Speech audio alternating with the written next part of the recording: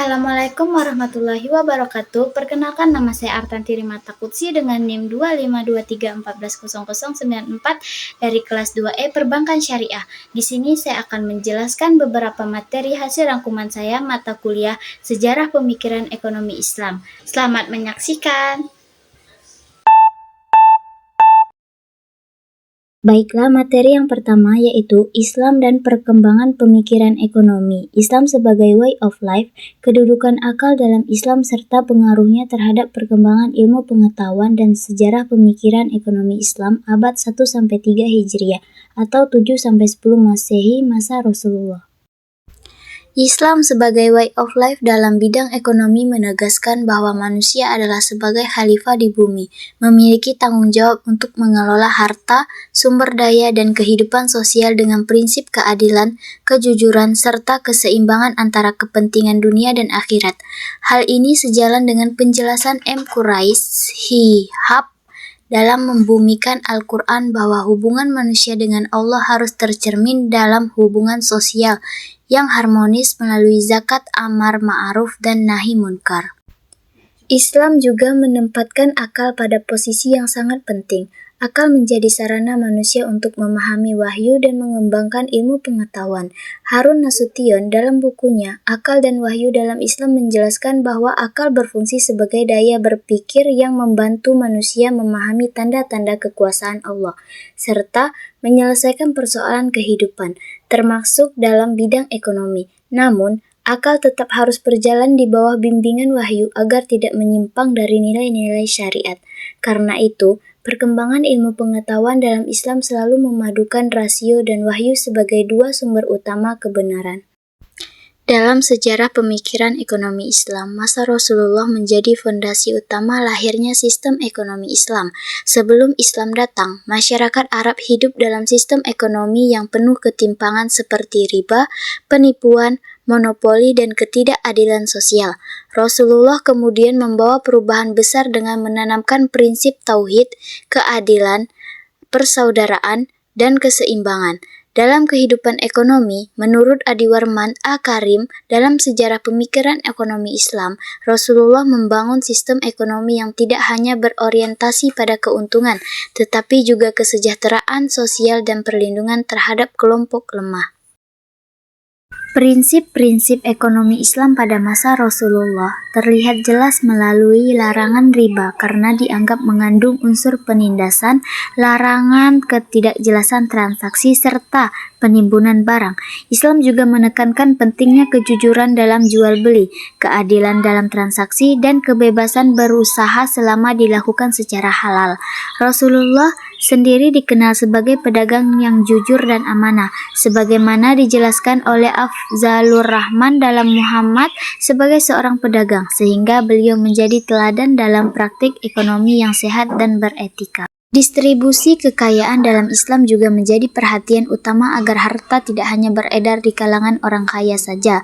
Oleh karena itu, Islam menetapkan instrumen seperti zakat, infak, sedekah, dan wakaf sebagai sarana pemerataan ekonomi.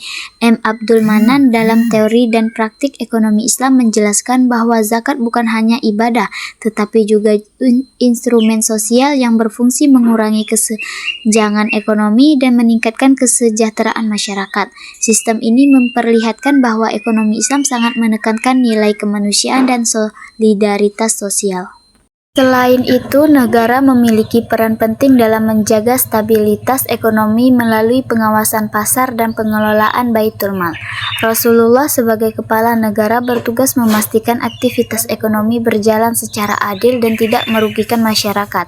M. Umar Chapra dalam Islam dan tantangan ekonomi menegaskan bahwa peran negara dalam ekonomi Islam bukan untuk mendominasi pasar, tetapi untuk menciptakan keadilan sosial dan melindungi kepentingan umat. Secara keseluruhan, pemikiran ekonomi Islam sejak masa Rasulullah telah membentuk dasar sistem ekonomi yang berlandaskan tauhid, keadilan, dan kesejahteraan bersama. Sistem tersebut menjadi bukti bahwa Islam mampu menghadirkan konsep ekonomi yang tidak hanya mengejar keuntungan material, tetapi juga membawa nilai moral, sosial, dan spiritual bagi kehidupan manusia. Materi yang kedua yaitu pemikiran ekonomi Islam abad 1-3 Hijriah atau 7-10 Masehi, masa Khulafaur Rasyidin. 1. Abu Bakar Al-Siddiq 632-634 Masehi. 2. Umar bin Khattab 634-644 Masehi. 3. Utsman bin Affan 644-656 Masehi. 4. Ali bin Abi Thalib 656-661 Masehi. Pada masa Abu Bakar As-Siddiq 632-634 Masehi, fokus utama kebijakan ekonomi adalah menjaga stabilitas ekonomi negara melalui penegakan kewajiban zakat. Setelah wafatnya Rasulullah, sebagian kelompok menolak membayar zakat karena menganggap zakat hanya wajib kepada Rasulullah. Abu Bakar menolak keras hal tersebut dan bahkan melakukan perang riddah untuk menegakkan kewajiban zakat. Menurut beliau, zakat merupakan sumber pendapatan negara sekaligus alat pemerataan ekonomi dan pengentasan kemiskinan. Selain itu, Abu Bakar mengelola Baitul Mal dengan sangat sederhana dan amanah. Harta negara tidak ditimbun tetapi segera didistribusikan kepada fakir miskin, anak yatim, janda, dan masyarakat yang membutuhkan. Sikap ini menunjukkan kejujuran dan tanggung jawab beliau sebagai pemimpin. Pemikiran ini sejalan dengan penjelasan Adiwarman Akarim dalam Sejarah Pemikiran Ekonomi Islam yang menegaskan bahwa zakat adalah instrumen utama distribusi kekayaan dalam Islam. Pada masa Umar bin Khattab 634-644 Masehi, sistem ekonomi Islam berkembang lebih pesat karena wilayah Islam semakin luas dan pendapatan negara meningkat. Umar mendirikan Diwan, yaitu lembaga administrasi keuangan negara yang bertugas mencatat pemasukan dan pengeluaran negara, serta mengatur gaji pegawai. Beliau juga mengembangkan Baitul Mal menjadi lembaga resmi negara. Sumber pemasukan negara berasal dari zakat, kharaj, jizyah, dan ghanimah. Salah satu kebijakan penting Umar adalah tidak membagikan tanah hasil penaklukan kepada tentara, melainkan menjadikannya milik negara untuk kepentingan umum. Umar juga menerapkan sistem jaminan sosial dengan memberikan bantuan kepada fakir miskin, anak-anak, dan orang tua. Kebijakan ini menunjukkan bahwa negara bertanggung jawab terhadap kesejahteraan rakyat. Pemikiran Umar banyak dibahas oleh Afzalur Rahman dalam bukunya Doktrin Ekonomi Islam. Pada masa Utsman bin Affan 644-656 Masehi, perkembangan ekonomi sangat terlihat dalam bidang perdagangan dan pembangunan infrastruktur. Utsman dikenal sebagai pedagang sukses sehingga memahami pentingnya perdagangan dalam meningkatkan kesejahteraan masyarakat. Perluasan wilayah Islam membuka jalur perdagangan baru yang memperkuat ekonomi negara. Utsman juga memberikan kebebasan kepada masyarakat untuk melakukan kegiatan ekonomi selama tidak bertentangan dengan syariat Islam. Selain itu, beliau tidak mengambil gaji sebagai khalifah dan menggunakan hartanya sendiri untuk membantu negara. Hal ini menunjukkan sikap keikhlasan, kejujuran, dan tanggung jawab. Utsman juga membangun jalan, pelabuhan, sistem irigasi, dan pasar untuk memperlancar aktivitas ekonomi masyarakat. Hal ini menunjukkan bahwa pembangunan infrastruktur menjadi bagian penting dalam ekonomi Islam. Pada masa Ali bin Abi Thalib 656-661, kondisi politik memang penuh tantangan, tetapi beliau tetap berusaha menerapkan prinsip keadilan ekonomi. Ali menegaskan bahwa harta negara adalah milik seluruh rakyat dan harus dibagikan secara adil tanpa membedakan status sosial. Beliau mendistribusikan Baitul Mal secara merata dan tidak memberikan keistimewaan kepada keluarga maupun pejabat. Ali juga sangat tegas terhadap korupsi dan penyalahgunaan jabatan. Pejabat yang terbukti melakukan pelanggaran akan diberi hukuman atau diberhentikan.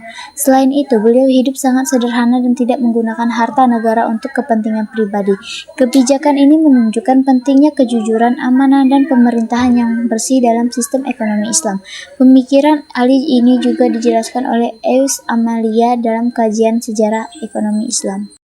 Secara keseluruhan, pemikiran ekonomi Islam pada masa Khulafaur Rasyidin memberikan dasar yang sangat kuat bagi perkembangan ekonomi Islam hingga sekarang. Prinsip-prinsip seperti keadilan, amanah, distribusi kekayaan yang merata, tanggung jawab sosial, dan kesejahteraan masyarakat menjadi landasan utama dalam sistem ekonomi Islam. Para khalifah tidak hanya mengatur keuangan negara, tetapi juga memberikan teladan moral dalam kepemimpinan. Oleh karena itu, pemikiran ekonomi pada masa Khulafaur Rasyidin menjadi rujukan penting dalam memahami ekonomi Islam modern. Sejarah pemikiran ekonomi Islam abad 2-4 Hijriah atau 7-10 Masehi. A. Pemikiran ekonomi Abu Hanifah 699-767 Masehi. B. Pemikiran ekonomi Abu Yusuf 113-182 Hijriah atau 731-798 Masehi. C. Pemikiran ekonomi Al-Syaibani 132-189 Hijriah atau 750-804 Masehi. Abu Hanifah yang memiliki nama lengkap Abu Hanifah Nu'man bin Sabit Al-Kufi lahir di Kufah pada tahun 80 Hijriah atau 699 Masehi. Ia dikenal sebagai ulama besar sekaligus pedagang yang memiliki pengalaman luas dalam praktik ekonomi. Keahliannya dalam perdagangan membuat pemikirannya sangat relevan dalam bidang muamalah. Salah satu kontribusi penting Abu Hanifah adalah konsep salam, yaitu transaksi jual beli di mana pembayaran dilakukan di awal sedangkan barang diserahkan kemudian. Menurutnya, agar tidak terjadi perselisihan antara penjual dan pembeli, akad harus dijelaskan secara rinci seperti jenis barang, kualitas, kuantitas, waktu penyerahan, serta tempat pengiriman. Pemikiran ini menunjukkan bahwa Abu Hanifah sangat menekankan kejelasan akad dan keadilan dalam transaksi ekonomi. Pendapat ini dijelaskan dalam karya Boedi Abdullah, Peradaban Pemikiran Ekonomi Islam. Selain itu, Abu Hanifah juga membahas murabahah, yaitu jual beli dengan penambahan keuntungan yang disepakati oleh penjual dan pembeli. Ia berpendapat bahwa mekanisme murabahah harus berjalan secara adil agar tidak merugikan salah satu pihak. Dalam masalah zakat, Abu Hanifah menunjukkan kepedulian terhadap masyarakat lemah. Ia tidak mewajibkan zakat bagi orang yang masih memiliki utang dan tidak mewajibkan pembagian hasil panen kepada pemilik tanah jika petani mengalami gagal panen. Hal ini menunjukkan bahwa prinsip keadilan sosial menjadi bagian penting dalam pemikirannya. Heri Sudarsono dalam konsep ekonomi Islam juga menjelaskan bahwa perhatian Abu Hanifah terhadap kelompok lemah menjadi ciri khas pemikirannya. Tokoh kedua adalah Abu Yusuf, murid utama Abu Hanifah yang memiliki nama lengkap Yakub bin Ibrahim al-Ansari. Ia lahir di Kufah dan kemudian menjadi Qadhi al-Qudhat atau Ketua Mahkamah Agung pada masa Khalifah Harun al-Rasyid dari dinasti Abbasiyah. Jabatan ini membuatnya memiliki pengaruh besar dalam kebijakan ekonomi negara. Karya monumentalnya dalam kitab Al-Kharaj yang ditulis atas permintaan Khalifah sebagai pedoman pengelolaan keuangan negara. Dalam kitab ini, Abu Yusuf membahas perpajakan, sumber pendapatan negara, dan tanggung jawab pemerintah terhadap kesejahteraan rakyat. Adiwarman Azwar Karim dalam Sejarah Pemikiran Ekonomi Islam menyebut Abu Yusuf sebagai tokoh yang paling menonjol dalam bidang keuangan publik Islam. Tokoh ketiga adalah Muhammad Al-Syaibani atau Abu Abdillah Muhammad bin Al-Hasan Al-Syaibani. Lahir pada tahun 132 Hijriah atau 750 Masehi di Wasit, Irak. Ia merupakan murid Abu Hanifah dan Abu Yusuf serta menjadi penyebar utama mazhab Hanafi. Salah satu karya terpentingnya dalam bidang ekonomi adalah Kitab Al-Kasb yang membahas teori produksi, pendapatan, dan konsumsi dalam Islam. Dalam kitab ini, Asy-Syaibani menjelaskan bahwa bekerja atau al-kasb merupakan upaya memperoleh harta dengan cara yang halal. Produksi dalam Islam tidak hanya bertujuan memperoleh keuntungan, tetapi juga harus menghasilkan barang yang halal dan bermanfaat bagi masyarakat. Pendapat ini menjadi dasar konsep produksi Islam yang berbeda dari ekonomi konvensional. Secara keseluruhan, pemikiran Abu Hanifah, Abu Yusuf, dan Muhammad Al-Syaibani menunjukkan bahwa ekonomi Islam dibangun atas prinsip keadilan, kemaslahatan, tanggung jawab sosial, dan keberkahan. Abu Hanifah menekankan kejelasan akad dan perlindungan terhadap kelompok lemah. Abu Yusuf menegaskan pentingnya keadilan pajak dan peran negara dalam kesejahteraan rakyat. Sedangkan Al-Syaibani menekankan pentingnya kerja halal, produksi yang bermanfaat, dan distribusi pekerjaan. Pemikiran mereka yang menjadi fondasi penting dalam perkembangan ekonomi Islam hingga saat ini, termasuk dalam sistem keuangan syariah modern. Kita lanjut materi yang keempat, yaitu ekonomi Islam abad 2-4 Hijriah atau 7-10 Masehi, Abu Ubaid, Yahya bin Umar, dan Al-Mawardi. Pemikiran ekonomi Abu Ubaid 150-224 Hijriah. Abu Ubaid menekankan pentingnya pengelolaan keuangan negara melalui Baitul Mal yang bersumber dari zakat, kharaj, jizyah, fa'i, dan ghanimah untuk kesejahteraan rakyat, khususnya golongan yang membutuhkan. Ia menolak penumpukan kekayaan pada kelompok tertentu dan menegaskan bahwa keadilan fiskal harus menjadi dasar kebijakan ekonomi. Dalam fungsi uang, Abu Ubaid memandang dinar dan dirham sebagai alat tukar ideal karena memiliki nilai intrinsik. Menurutnya, uang harus digunakan sebagai alat tukar satuan hitung dan penyimpan nilai, bukan untuk ditimbun atau spekulasi. Pemikiran ekonomi Yahya bin Umar 213-289 Hijriah. Yahya bin Umar menekankan pentingnya mekanisme pasar yang adil melalui pengawasan pasar atau hisbah. Harga terus terbentuk secara alami dari permintaan dan penawaran, dan pemerintah hanya boleh campur tangan jika ada penimbunan, monopoli, atau kecurangan. Ia melarang ihtikar atau penimbunan barang serta berbagai bentuk penipuan dalam perdagangan seperti pengurangan timbangan, penawaran palsu, dan monopoli. Menurutnya, pasar dalam Islam harus berjalan dengan kebebasan, kejujuran, dan keadilan. Sementara itu, Al-Mawardi 364-450 Hijriah menekankan bahwa pemerintah wajib menyediakan infrastruktur publik seperti jalan, irigasi, dan keamanan perdagangan agar ekonomi berjalan lancar. Negara juga harus mengelola Baitul Mal secara transparan dan menetapkan pajak secara adil sesuai kemampuan rakyat.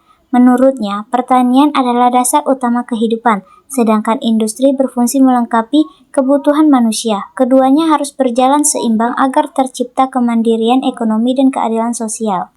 Baik, materi terakhir yaitu sejarah pemikiran ekonomi Islam abad 4-9 Hijriah atau 1058-1111 Masehi, Al-Ghazali dan Ibnu Taimiyah.